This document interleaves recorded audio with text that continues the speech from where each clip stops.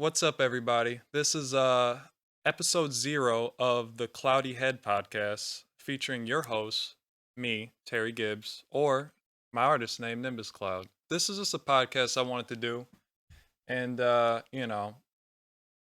have some nice, positive, chill vibes. Just, relax, get some stuff off of my head. The title kind of comes from just, wanting to get stuff out of my head, the whole cloudy head thing. This is episode 0 because this is the first time I've filmed myself or been on camera really, other than like pictures or something. Um, and oh, drop the pen. Here I am just chilling in my living room. I just want a real relax vibe, no pressure, just chilling, hanging out. Come listen to the podcast. Why not, right? So here we got some topics, so I do stay on track because I will ramble on, as you will probably see in future episodes. But this is episode 0. So, like I said, I'm Terry Gibbs, Nimbus Cloud. Um, I came up with the name Nimbus Cloud when I was like,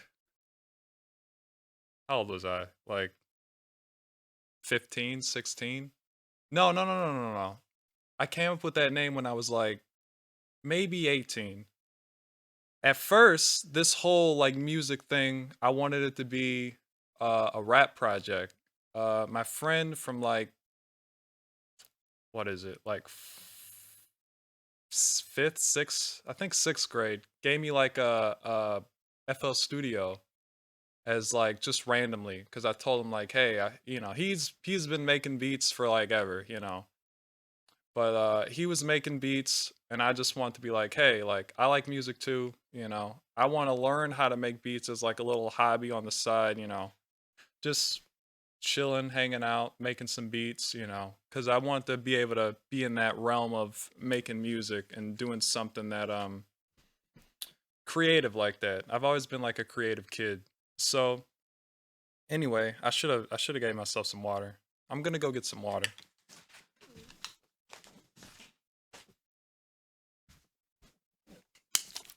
Got the water. Okay. Oh, needed that. Needed that. This is how unprepared I am. I don't even come prepared for my own podcast. And it's in my own house. What am I doing? So anyway, uh what was that? Oh, my friend, yeah. My friend gave me a FL Studio when I was in high school. He was making beats since middle school, but he gave me the program when I was in high school and he was in high school. Um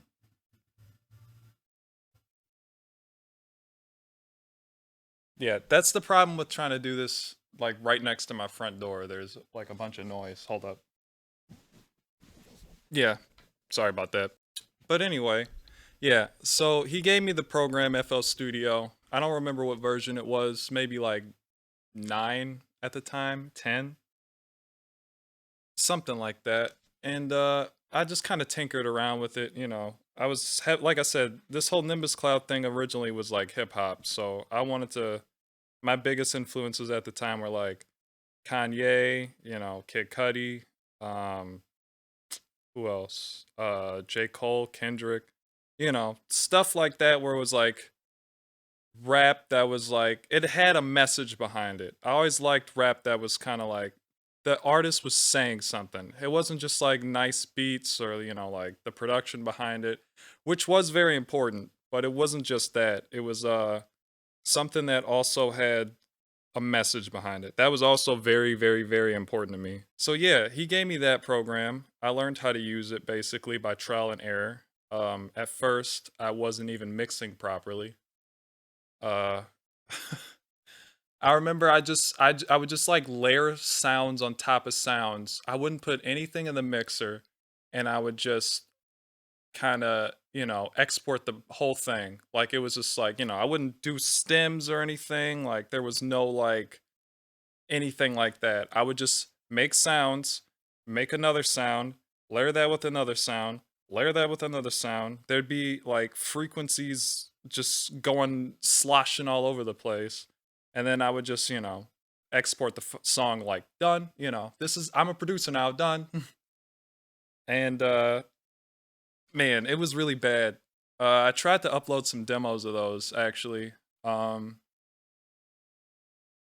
think on Bandcamp, uh, maybe like last year when they, because they're doing like their every couple of like Fridays, they like give a lot of percentage of the money to the artists directly. And so I was trying to like, just get people interested in wanting to like listen to some old stuff that like nobody has ever heard before. But I guess there maybe, I don't know, there wasn't enough interest, or maybe this podcast will change that. Had that going, and that was pretty bad. Then I started, watching tutorials like everybody does on YouTube, of course. And here we are.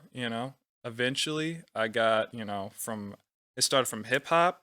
Then, I got super into like Bibio and Caribou and all these like electronic artists, and I was trying to make like a fusion, like Flying Lotus, and was trying to make like a fusion between like electronic and hip hop.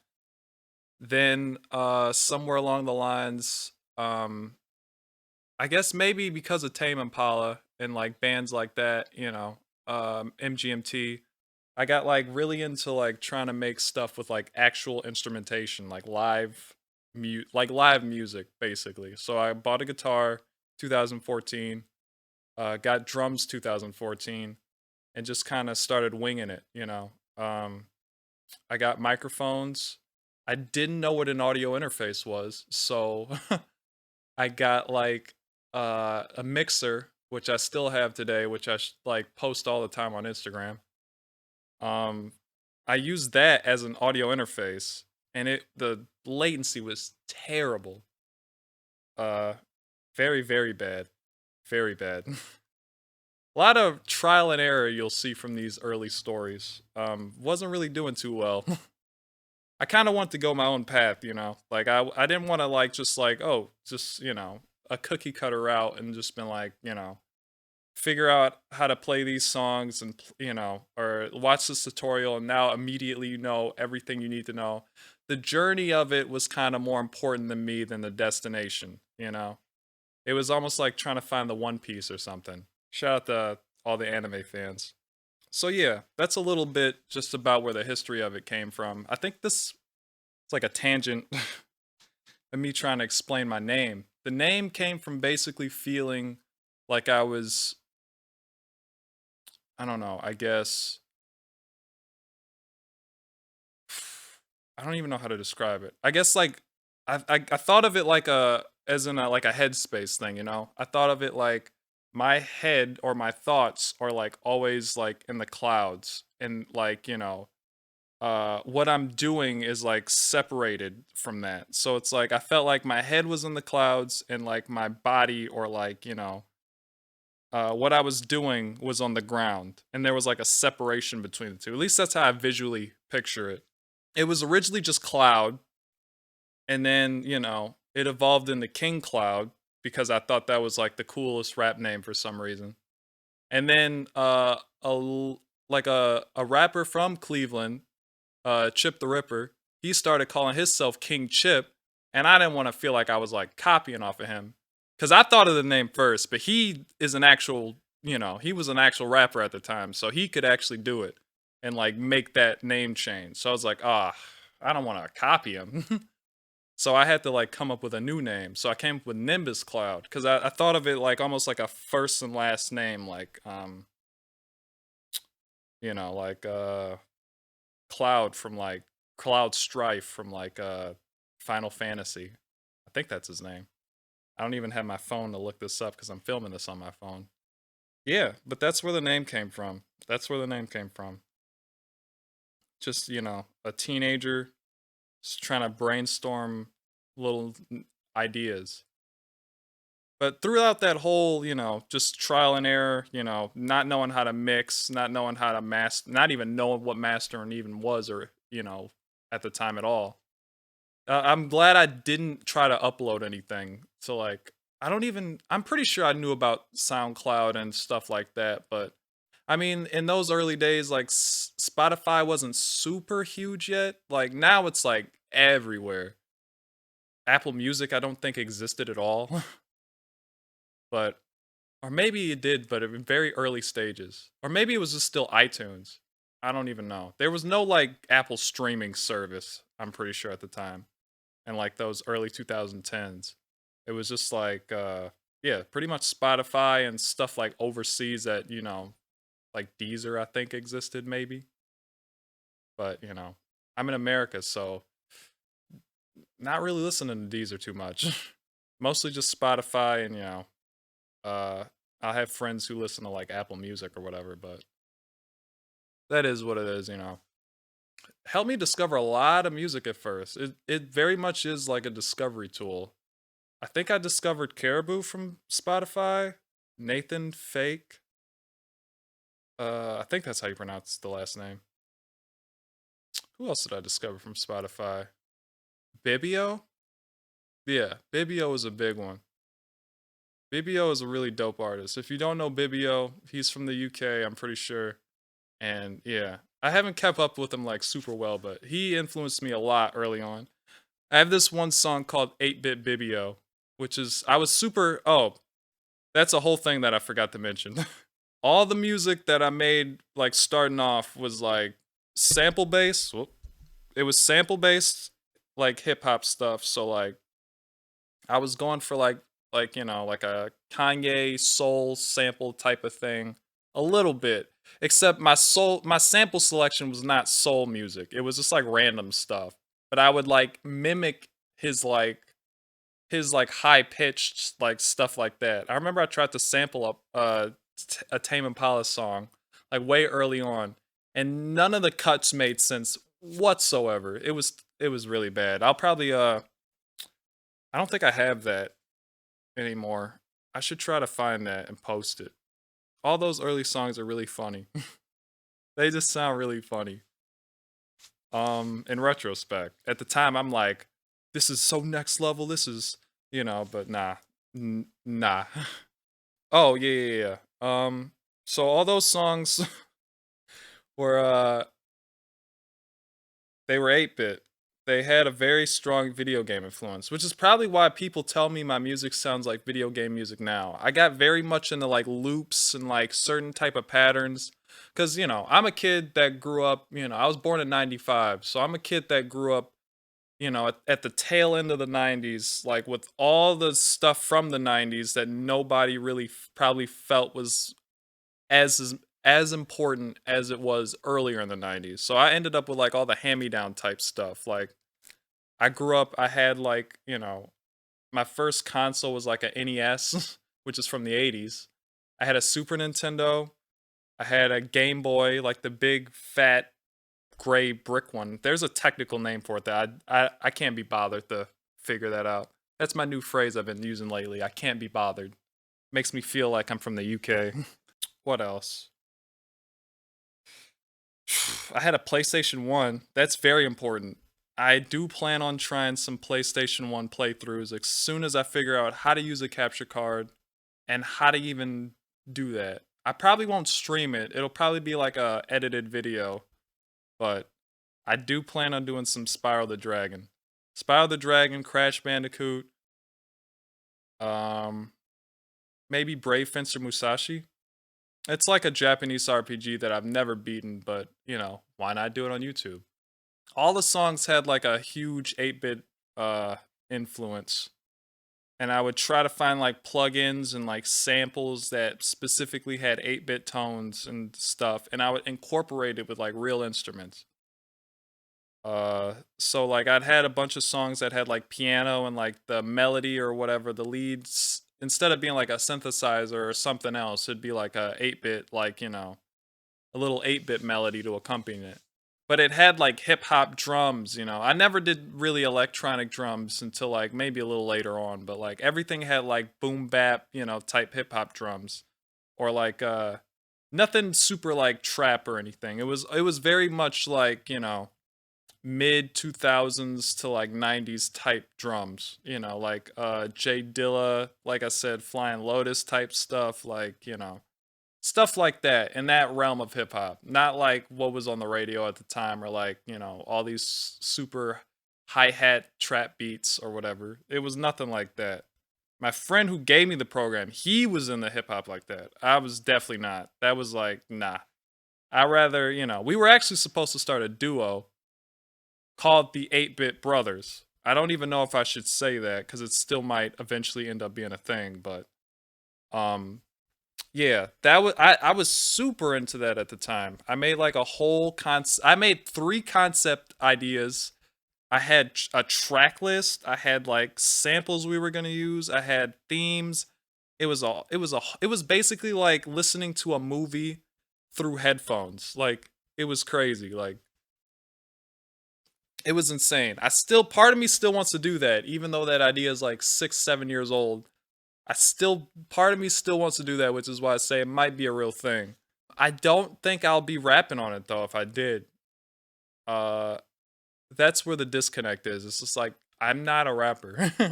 I don't really look at myself as like a rapper or anything like that. So it's like I don't think I'd want to rap or do anything like that cuz you know, that's what made me kind of switch over is when I heard like real instruments being used in music instead of just like cuz before that, like I said, I was Kanye, Cudi, J. Cole, Kendrick, Lupe Fiasco. Um, that was my like sound palette. Then I got to high school, and I started like evolving it. Like Kid Cudi was like the gateway into like MGMT and Ratatat. Shout out to Ratatat. I don't. It's been like 5, 6 years since the last album. Do they exist still? I don't know. I hope they do. There is what's the other band? Kunzite.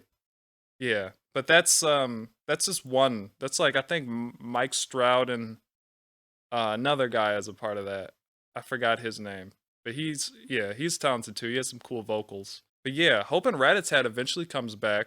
Eventually, just waiting, lonely, lonely waiting. But nah, what was I going with that? I have no idea. Oh yeah, that's when my music taste started to expand. Like that part of high school. Like I was listening to like Kid Cudi, and then that expanded into like Rat-a-Tat and MGMT, and then that led me into like Animal Collective, which is if you don't know what Animal Collective is, it's very interesting but very very very very very bizarre music. It's very bizarre and very psychedelic. I started to get into the psychedelic aspect of like Cudi's music, so that made me branch out and want to like, oh, how does this psychedelic band sound? How does this psychedelic band sound? Let me go listen to the Beatles. Everybody keeps saying they're so great. Let me listen to them. Ended up loving the Beatles. They're like one of my favorite bands ever now. You know, basically the godfathers of like rock and roll, of modern rock and roll. But yeah, uh, that's basically a lot of my influences. Didn't really even mean to talk about all that. Just wanted to keep it short and sweet. But this is a podcast, like I said, light and ow, light and relaxed. Gonna drink the water again.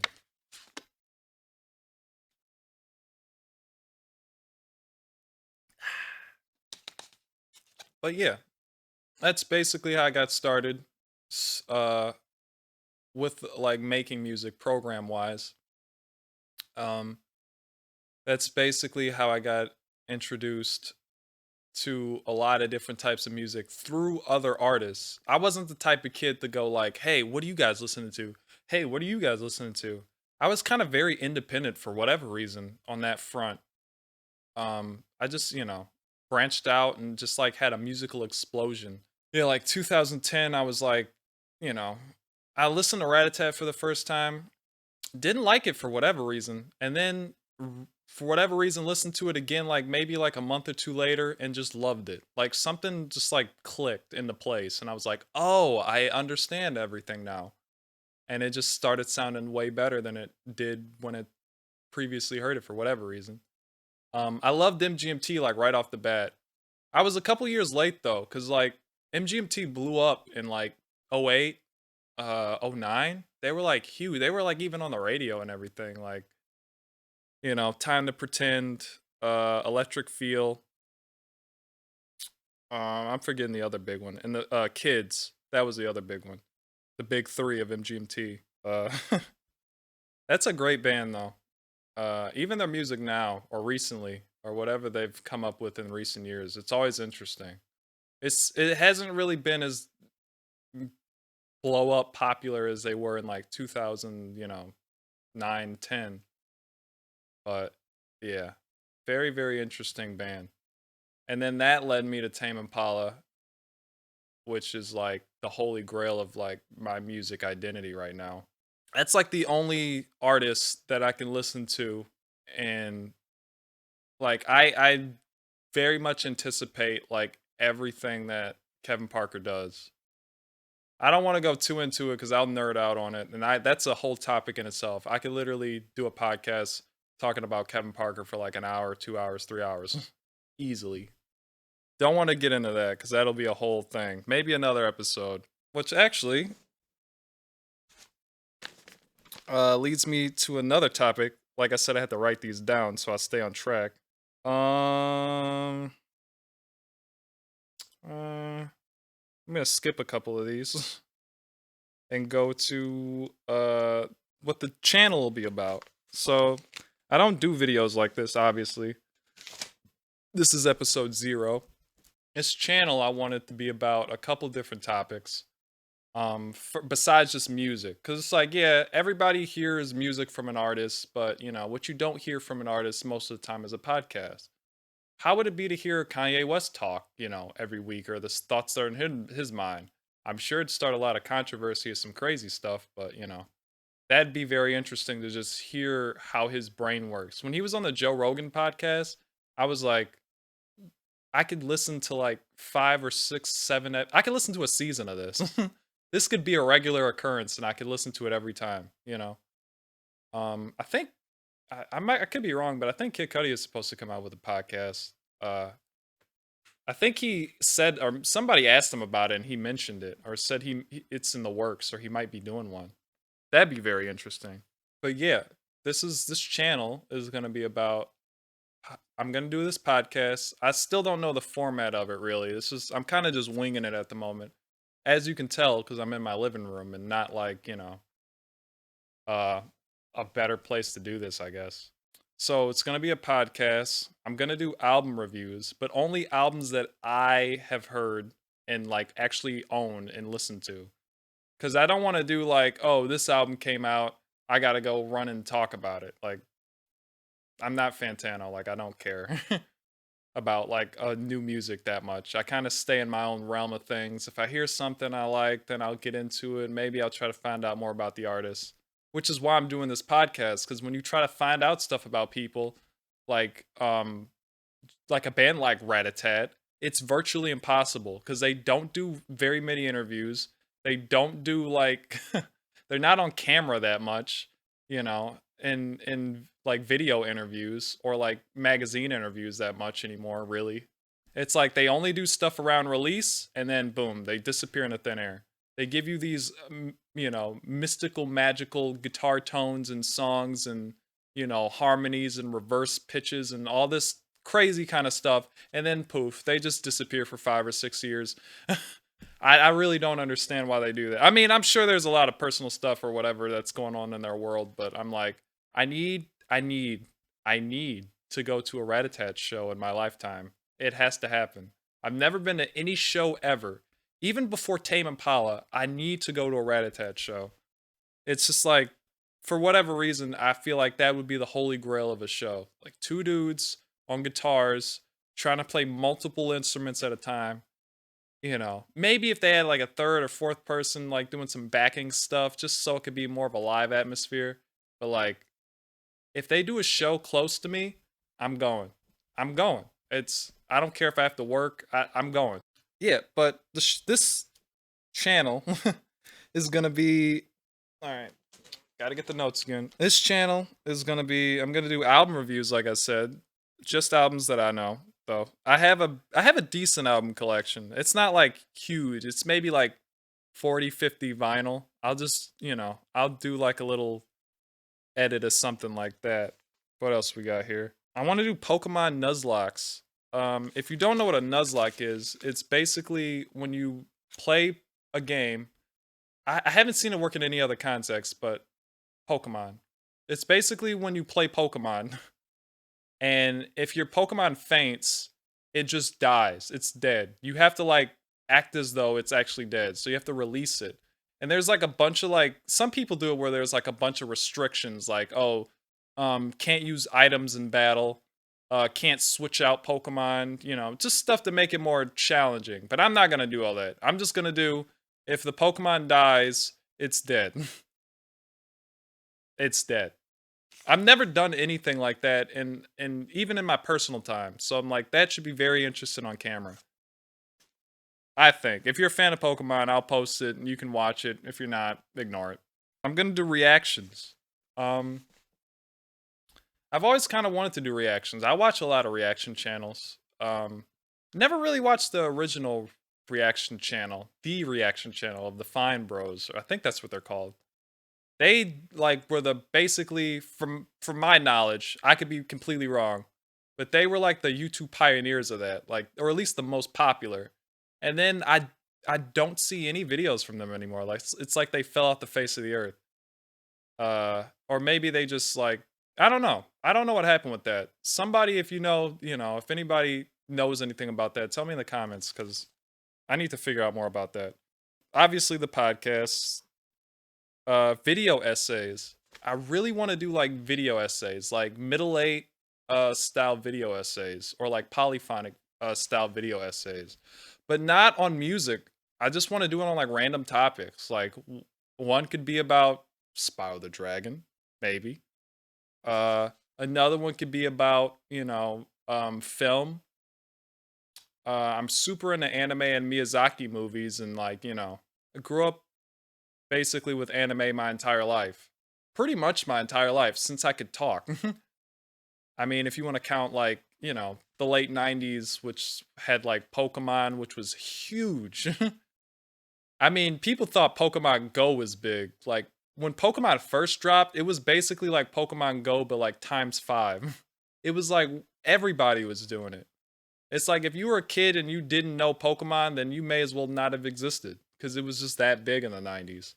So yeah, it's gonna be uh, you know, um essay stuff like that. Like I'll do like an in-depth look on like how certain things affected me, how certain things, and whatever the essay is about, like how it affects culture in general, maybe what the artist or the person, who was creating whatever they were creating were going for. Just stuff like that. I think it'll be very interesting. I could put a interesting like spin on it. The thing that gets me about that though is like since I said it like, this is the first time I'm trying to film myself on camera really in an in-depth form long length form. I'm really not that great at editing. I've done a couple things editing wise on like Instagram, but that's easy because it's like sync some music up to like a 15, 30-second clip, and then that's it. That's not really hard at all. So I gotta learn how to edit. Once I learn how to get really good with editing, those will be crazy. Because some video essays, if you've ever seen like Miyazaki ones, or like I just watched one on like Howl's Moving Castle. I think by Bread Sword. Shout out to Bread Sword. He did like a really amazing one of Howl's Moving Castle, where it was just like a whole lot of stuff that he had that was super in depth that completely blew my mind that I never would have a million years thought about like, oh, that's what Miyazaki was trying to make the movie about. Never even considered that or thought about it. To watch stuff like that, that's had a huge impact on like what I want to do on the channel besides just have DistroKid auto generate, every single or song that I drop every couple of, months or years. It's been really hard to actually focus and like just with all the stuff going on, coronavirus, personal issues, this, that, the other, bills, to focus on solely on music and just trying to release music. So it's like I think the next best thing that I really want to do is just create content. So it's like, hey, let's create content around the music. And so this people get to see a more in-depth, it doesn't have to just be single, next single, another single, next single. Oh, now we got a project, it's like, why not just, let people see how I do things, who I am, my personality, and grow with me. And then, here we are. Oh, this idea is gonna be fantastic. It's PS1 graphic reviews. I'm like I said, like I was a kid who was born in the 90s, and a lot of 90s things are very important to me still, like VHS tapes. Uh Even though vinyl wasn't really a 90s thing, that's a vintage thing. I'm an old soul, they say. So I'm gonna do PS1 reviews, but I'm only about the graphics of certain games or like what they were going for. You know how PS1 graphics. If you don't know what PS1 graphics looks like, just Google it real quick and you'll see that it's like, it's very polygonal. It just looks like a bunch of fuzzy polygons sometimes, and it's just like that's not what that thing is supposed to look like.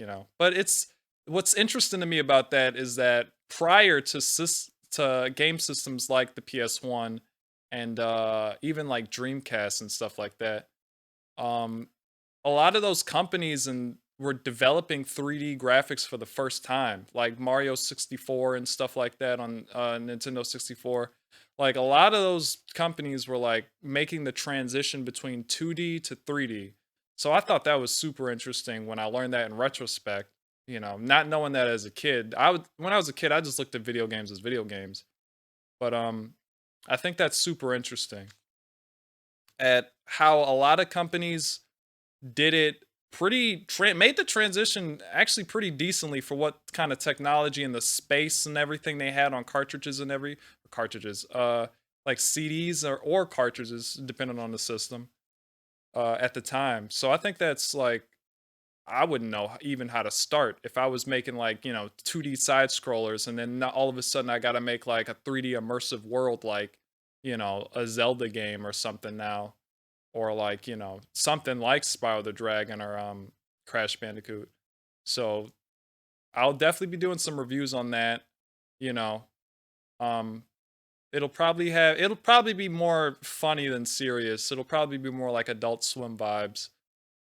Shout out to Adult Swim, trying to get a show in there eventually. And then last but not least, food reviews. Food is very, very, very important to me. But good food. I want to, I don't look it. I'm very skinny, but I'm like, I'm basically like Shaggy from Scooby Doo in terms of how much he can eat. It just like fades away. I don't smoke or do any drugs or anything like that, which I think is implied that he does. But, hold up. Like I said, this is the problem doing this in front of your, your front door. There's so many noise and distractions. Yeah, but like I was saying, food reviews. Um, gonna do food reviews because food is very important to me. Even though I don't look like food is important to me, it looks like I don't eat. But when I do eat, I eat a lot. I eat a lot, a lot. I remember I went to this place. I'm not gonna give any free promotions because I don't even remember their names. But it was like basically like a Chipotle knockoff, and I basically went there. I got two bowls and I was getting one for, the moment, and then I was gonna save the other one maybe for like dinner or something. Cause it was like the afternoon. Ended up just eating them both back to back. Wasn't even really that hungry. Just, I'll eat this whole bowl. Oh, there's another one, I'll eat that one too. And just ate the whole both of them. Yeah. Surprised my stomach didn't like explode after that. But it was just felt like eating. Simply just like eating. And I have the type of metabolism where I can eat a huge amount of food and I could go to sleep and then my stomach is just empty again. I don't know why that happens. I don't know how that happens, but that's basically what it is every single time. Sometimes I'll just order entire pizzas and then just eat them between like, the course of like maybe 12 hours or something. I'll eat it like towards the night and then maybe again in the morning, maybe again into the next day. And, calorie wise, it's thousands of calories. I did the math. It's thousands of calories. But for somehow and some reason, um, nothing. Don't gain any weight. It's like it's like the equivalent to water weight. You know, I can go to the bathroom and then now I'm just I weigh 3 pounds less. I don't know how that happens or why my metabolism is like that. It was worse when I was a kid. But if I did that like every single day in repetition, maybe I'd gain some weight. But it's just like maybe I don't do it enough. Maybe that's it. I really don't know. But yeah, food reviews. I'll probably go to like, everybody at the time at least had like the chicken sandwich reviews or whatever. Who's that kid? Report of the week. I still don't know what that guy's deal is. I don't know if he's serious when he does it. I mean, he's serious. But I don't know if everybody else is looking at it like that cuz he's a certain level of cringe. He's a certain level of cringe. And it's kind of hard to watch him sometimes, especially with the slick back hair. It's like, bro. Oh man, it's hard to watch him sometimes. He's funny. Not intentionally, I don't think, but he's pretty funny. Very serious about his food criticism though. Very very serious. He's like a food connoisseur or something. It's like he's going around doing like a wine tasting but with food. Very interesting. So there will definitely be some food reviews. Again, probably like a somewhat of an Adult Swim vibe, cuz who doesn't love Adult Swim at least? I don't know. It's very bizarre weird content from them. One of my favorite shows from Adult Swim is off a show called Off the Air. I discovered it randomly because how else would you discover it? You're a kid, your parents aren't going to just let you watch stuff like that because there's a bunch of inappropriate stuff that happens in it. Well, not Off the Air specifically, but just Adult Swim in general. So, randomly just discovered it one night. I think I was like in high school. Yeah, I think it came out when I was in high school. I was like, I used to sleep with my TV on. So I slept, I was sleeping.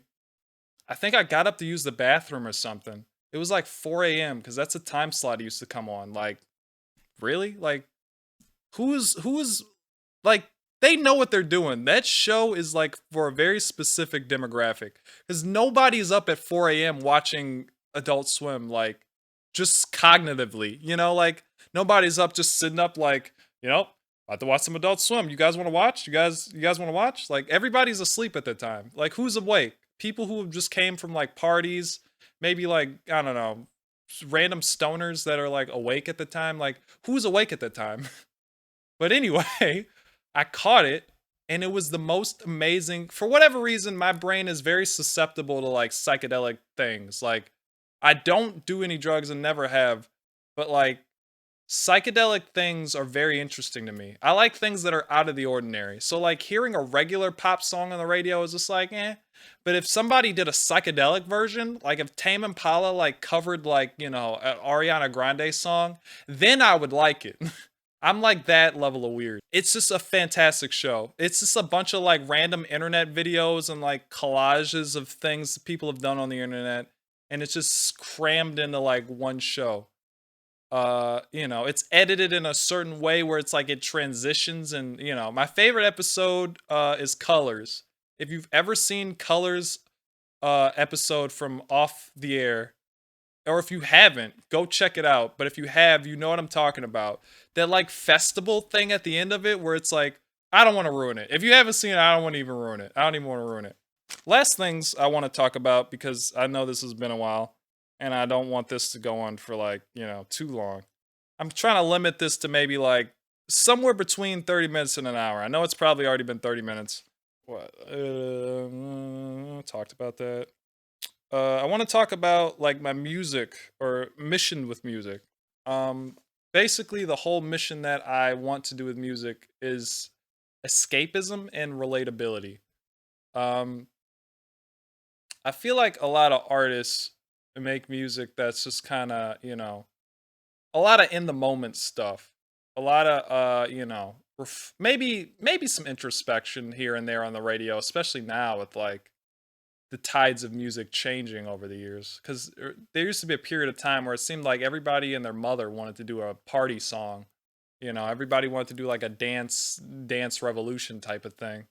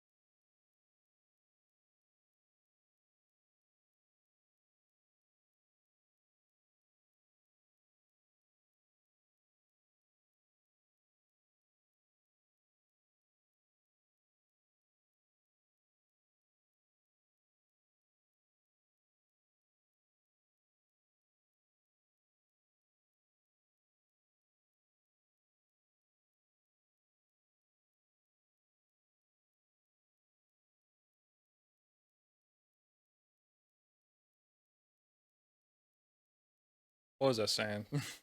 The whole idea of like concept albums and like creating a world upon which the music just encapsulates is basically what I've been trying to do. I think since probably since I started trying to make music. I've the first ideas, like I said, were rap ideas, but those rap ideas, I had 3 albums. I had themes, I had concepts, I wanted to do voiceovers, I wanted to do certain samples in certain parts to connect dialogue, the whole 9 yards. I wanted to do something very, very ambitious like that. And I was just like, 17, 18 years old when I thought all that stuff. So the music is always for me, I've always wanted to create at least albums that have been encapsulated that. So the relatability of the topics of what I'm talking about, but the music itself, I've always wanted it to be something where people can, just get lost in. You can put on some headphones, lay down in your bed and just like lose yourself in a bunch of music. That's been a really important aspect of what I want to do mission wise, I guess. Um Another thing I want to talk about is last thing for real. Uh is my music catalog. Um I feel like maybe people think, cuz I've only released some stuff on Spotify officially, I guess, that it hasn't been a very long like thing or time, but it's like I've been doing this or trying to create music for like 7 years now, like since 2013. So it's been about 6, 7 years now. Yeah, there's been a lot of music that I've done, full projects, mind you, that I just haven't released or just haven't had done, in the public eye. I mean, so it's like I've had, stuff that just hasn't been released. And like I said, with the demo stuff that I tried to release on Bandcamp, I thought maybe I could do something like that, but I don't think there was enough interest in it at the time because it's like people don't know that side of me. Like, so yeah, I've come out with like a trilogy. The first music projects that I've ever made. It's a trilogy. It's called Arcadia. It's more, I don't even know what to describe it as. I don't even know if anybody would want to hear those songs. Maybe eventually one day, but they're not really that great. And they're, the second and third ones are very good compared to the first one. Cause I was really rapidly progressing with music. I got really good really fast. So yeah, I did Arcadia. I did Cloud's 8-bit adventure. That was when I wanted to do something like more video game esque. So that has a lot of the 8-bit sounds in it, but it's mixed with like, like I said, the real other real instruments, but it's mostly a lot of 8-bit stuff and a lot of synthy type stuff. It's kind of like a video game like soundtrack almost. That's what I thought of it as when I was making it. Um yeah, and then I did In Between in 2015 because Cloud's Adventure was 14. Oh, no, no, no, no. Then I had Sound Collage. Sound Collage is a very important project that I might release one day. I wish I had still at the stem so I could remix it. But all those songs are still like, they're interesting ideas, but like I wish I did the execution of it better.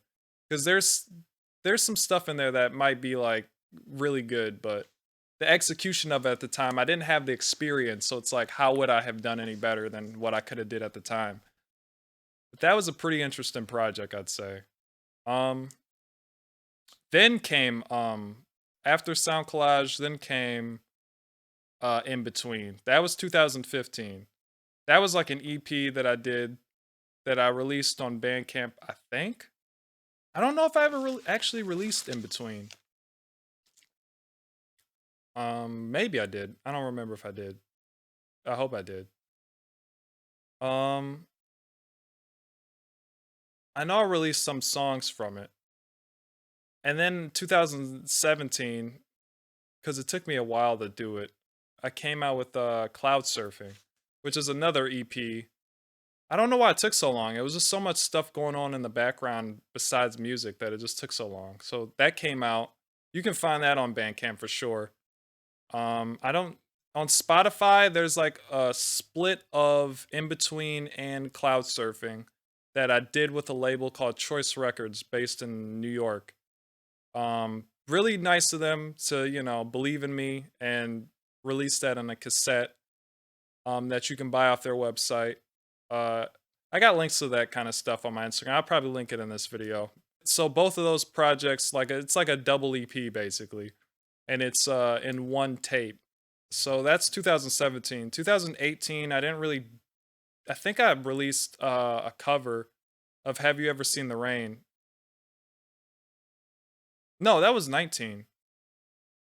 I don't know if I did anything in 18. I definitely recorded a lot of stuff, but I just didn't release a lot of stuff. I didn't release like basically anything. Oh, no, no, no. In 18, I released Always. There's a song called Always.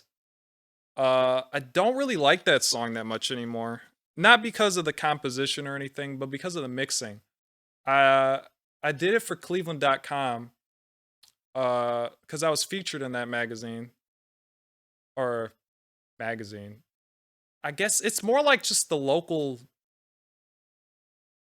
it's like Cleveland's website. I don't even know if it's not really a magazine. It's just their like local website, and I was like one of the artists that I just emailed them and got, featured in it. It was like pretty cool. Uh Very grateful to them for doing that. Shout out to Annie for interviewing me that one time like 3 years ago. Always I wish I could do that. I've been tinkering with the idea of doing that over, like a 2021 version or something, like just going in and re-recording it. And I was gonna re-record it earlier, but I broke my keyboard, and now I don't have a keyboard. I have to use like my synthesizer as a MIDI keyboard now. And then 2020, I released a couple like singles here and there. And then 2021, I am releasing Fogheart. It's a project that I hope to bring out July 23rd this year. And that one is basically just like, about all last year, 2020, and all the struggles and stuff I was going through mentally. It's basically like an autobiographical like diary type thing, but it's done in a way where it's like it's ambiguous enough where it's like I'm not really talking about anything super specific to the listener. But if you knew me or you know my life, or if I told you like, hey, this happened, you'd be like, oh, that song's about that. This song's about that. This song's about that. Like it's very like that. But if you don't know me personally, you're not gonna know that. So that's a very, very important project to me. That one you'll hear about because I'll do a lot more videos on that. But yeah, that's basically my whole discography right now. There's a couple of loose songs and everything on SoundCloud. And there's a couple unreleased projects and projects that I still want to release that are in the works that I don't really want to talk about or announce just yet. But there's always stuff coming, and I'm always, always, always making stuff. Always making beats, I'll probably end up releasing like a beat pack or something like that. So if anybody wants to use like free beats or whatever, I'll just end up, you can just go on YouTube or go on SoundCloud and just download the whole album and just use it in whatever you want, any kind of way you want. I don't really care. I want to do something like that just to like give the people. Oh shit. Just to give the people. I'm getting tired of wearing these headphones. My ears are starting to hurt and get hot. But that concludes the first episode of the Cloudy Head podcast. I don't know how much I'm gonna do these. These are probably gonna be bi-weekly. I think that means every 2 weeks. I'm gonna probably try to do these like every 2 weeks. So I'm filming right now. It's May. This probably won't come out until sometime in June. But yeah. This is basically the first episode. Well, not the first episode. Episode 0. The first episode I'm gonna talk about school and work. Now, I'm not going to talk specifically maybe about my school experience or my work experience. Well, maybe my work experience to a degree. But I'm just going to talk about school and work as concepts. Like, you know, how schools don't really teach you as much as maybe they should teach you, or the things they should teach you don't seem to be super important in the curriculum, and how work as a concept, is like after a certain point, or like the types of jobs you can do or can't or do as a society, or we do as a society, is kind of stupid and ridiculous at some points in time. So, yeah, that's going to be what the next podcast is going to be about. I'm sure I'll deviate and go on a bunch of tangents like I did in this episode. But thank you everybody for tuning in. I don't have anything set up yet. I'm probably eventually going to end up setting up a Patreon. So if you want to support me, just go to the Patreon. That will probably be maybe in the next video. I don't think I'm going to do it for this video. But, more on that kind of stuff later. It'll have a bunch of exclusive stuff. like I said, everything is launching towards June because Fogheart, the EP, 8 songs long, will come out July 23rd, 2021. So thanks for tuning in, and I'll see you next time.